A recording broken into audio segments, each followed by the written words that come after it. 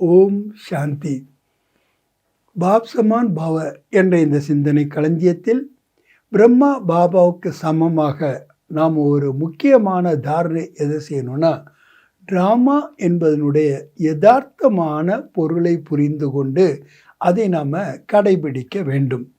பிரம்மா பாபா எப்படி நிశ్చింதாக இருந்தார், நிச்சயிக்கப்பட்ட வெற்றி எப்படி அவர் அடைந்தார், நம்பர் 1ஆக அவரால் எப்படி வர முடிந்தது.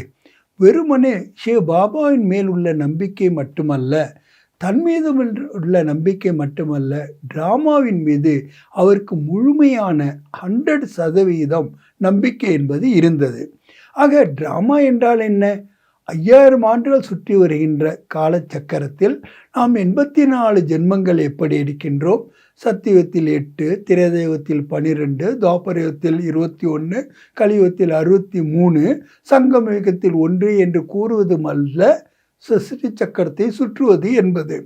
அதாவது நாம் சதோ பிரதானமான நிலையிலிருந்து தமோ பிரதானமான நிலைக்கு எப்படி வந்தோம் என்பது மட்டுமல்ல, அதைவிட முக்கியமாக நாம் கவனிக்க வேண்டியது என்னவென்றால், முதலில் கடந்தவை கடந்தவைகளே என்று முற்றுப்புள்ளி வைக்கக்கூடியவர்களாக இருக்க வேண்டும். பாப் தாதா பிரம்மா பாபா இது தன்னுடைய வாழ்க்கையில் ஒவ்வொரு நாளுமே ஒவ்வொரு மணியிலும் கூட கடைபிடித்தார். கடந்தவை கடந்தவையே, மறுபடியும் அதை நினைவில் வைக்க வேண்டிய அவசியமே இல்லை என்று ஃபுல் ஸ்டாப் வச்சார். இரண்டாவது, எதுவுமே புதிதல்ல, நத்திங் இஸ் நியூ.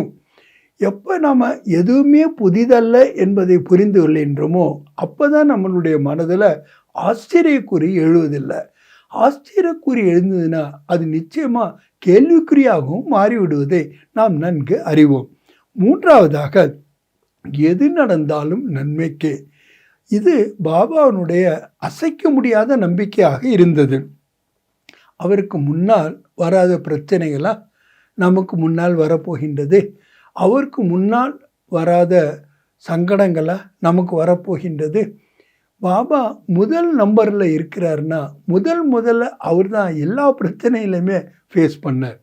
அவருடைய வாழ்க்கை சரித்திரத்திலிருந்து நம்ம பார்க்குறோம், அனைத்திலுமே பாபா இந்த டிராமான் மீது முழுமையான நம்பிக்கை வைத்திருந்தார். எது நடந்தாலும் அது நன்மைக்கே என்று. ஆக நமக்கு நிகழ்காலத்தில் அதில் நன்மை தெரியாவிட்டாலும் கூட, நம்மால் அதை புரிந்து கொள்ள முடியாவிட்டாலும் கூட, அவர் அதை முழுமையாக நம்பி ஏற்றுக்கொண்டார். அதே மாதிரி இன்னொன்று, எதற்கும் ஒரு காலம் உண்டு. ஏன்னா பொறுமையோடு சில நேரத்தில் நம்மளால் இருக்க வேண்டியிருக்கின்றது.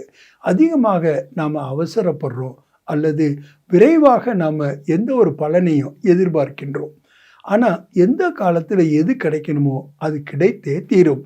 எவ்வளவு கிடைக்கணுமோ அவ்வளவுதான் கிடைக்கும். யார் ஒருவருக்கும் கூட அதிகமாகவோ அல்லது குறைவாகவோ கிடைக்காது. இது கர்மத்தினுடைய ரகசியம். டிராமாவில் நாம் புரிந்து கொள்ள வேண்டிய விஷயம். ஆக இப்பொழுது நடந்து கொண்டிருக்கக்கூடிய காலமானது புருஷோத்தம சங்கமயுகம். இப்போ நம்ம ஒவ்வொரு வினாடியும் கூட பறக்கும் கலையில் தான் இருக்கணுமே தவிர நாம் தோல்வி என்பதை அடைய முடியாது. ஏனென்றால் பாபா கூறுகின்றார், என்னுடைய துணை, என்னுடைய வழி காட்டுதலின்படி நீங்கள் நடக்கும்பொழுது உங்களுடைய பாதை மிக இலகுவாக ஆகிவிடுகின்றது. புதிதாக ஒரு பாதையை ஏற்படுத்தும் போது தான் நிறைய கஷ்டங்கள் இருக்கின்றன. ஆனால் பிரம்மா பாபா ஆனவர் நமக்கு முன்னால் ஒவ்வொரு அடியும் நடந்து காட்டிவிட்டார். இப்போது நாம் செய்ய வேண்டியது ஒரு அடி மேல் அடி வைத்து வைக்க வேண்டும், அவ்வளவுதான். மற்றபடி நாம் எப்போ போய் சேருவோம், எப்படி போய் சேருவோம், கரெக்டாக தான் போகிறோமா, கரெக்டான வழியில் தான் நம்ம போயிட்டுருக்கோமா, எதை பற்றிய கவலையும் நமக்கு இல்லாமல் பாபா நம்மளை கவலையற்ற பாதுஷாக்களாக ஆக்கிவிட்டார். ஆகவே தான் டிராமா என்பதனுடைய யதார்த்தமான பொருளை நாம் புரிந்து கொண்டு அதனுடைய சொரூபமாக நாம் ஆக வேண்டும். ஏன்னா எப்போ நமக்கு இந்த டிராமா புரிகின்றதோ அப்போ நமக்கு இதுவும் புரியும். அவருக்கு இருக்கின்ற பாத்திரத்தை அவரவர்கள் நடித்து கொண்டிருக்கின்றார்கள். நடிப்பு வேறு, நடிப்பவர் வேறு, பாத்திரம் வேறு, நடிக்கின்ற பாத்திரதாரி வேறு என்று பிரித்து உணரும் பொழுதுதான் நாம் யாரையும் எதற்கும் குறை சொல்லாமலோ அல்லது அவரை பற்றிய வீணான எண்ணங்களோ நம்மால் ஏற்படுத்தாமல் இருக்க முடிகின்றது.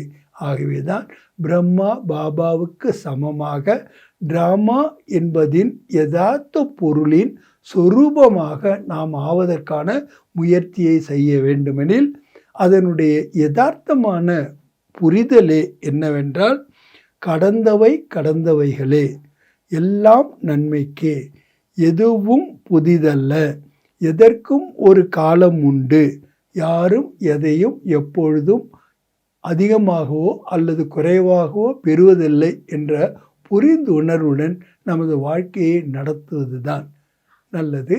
ஓம் சாந்தி.